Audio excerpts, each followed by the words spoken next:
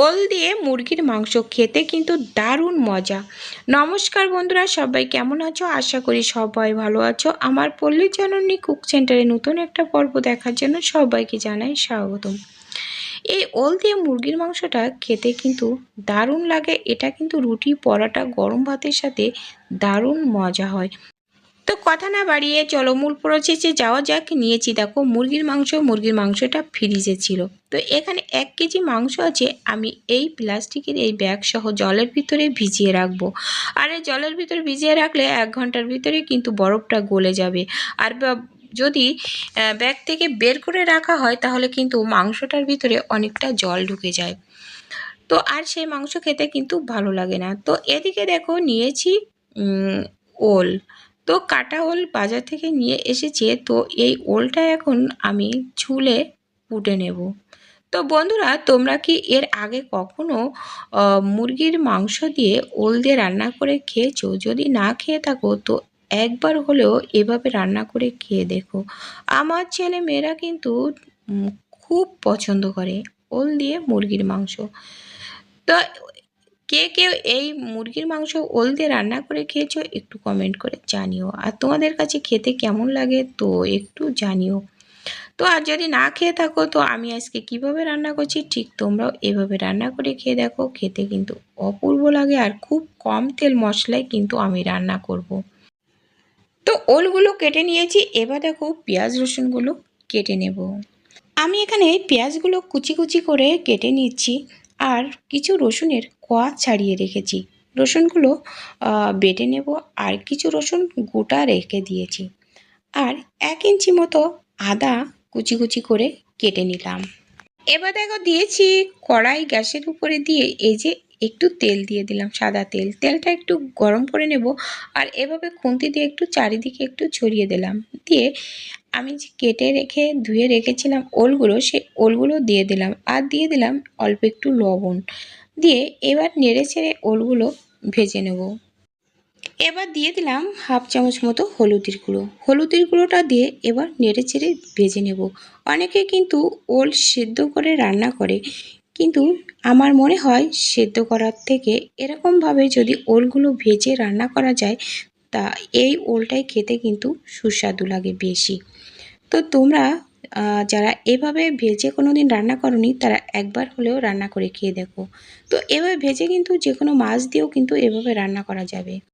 ওলগুলো তুলে নেওয়ার পরে তেলের ভিতরে একটু পেঁয়াজ কুচি দিয়ে দেখলাম যে তেলটা ঠিকঠাক গরম আছে কিনা। এবার ওই গরম তেলের ভিতরে দেখো আমি মাংস দিয়ে দিলাম। মাংসটা এবার আমি ভেজে নেব। মানে লবণ হলুদ দিয়ে, শুধুমাত্র লবণ হলুদ দিয়ে একটু নেড়ে চেড়ে এভাবে ভেজে নেব।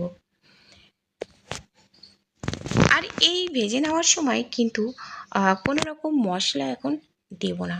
বন্ধুরা, মাংস তো অনেকভাবে রান্না করে খাওয়া হয়েছে। তো এইভাবে একবার হলেও রান্না করে খেয়ে দেখো। বাচ্চারা তো খুব পছন্দ করবে, তাছাড়া বাড়ির সবাই পছন্দ করবে।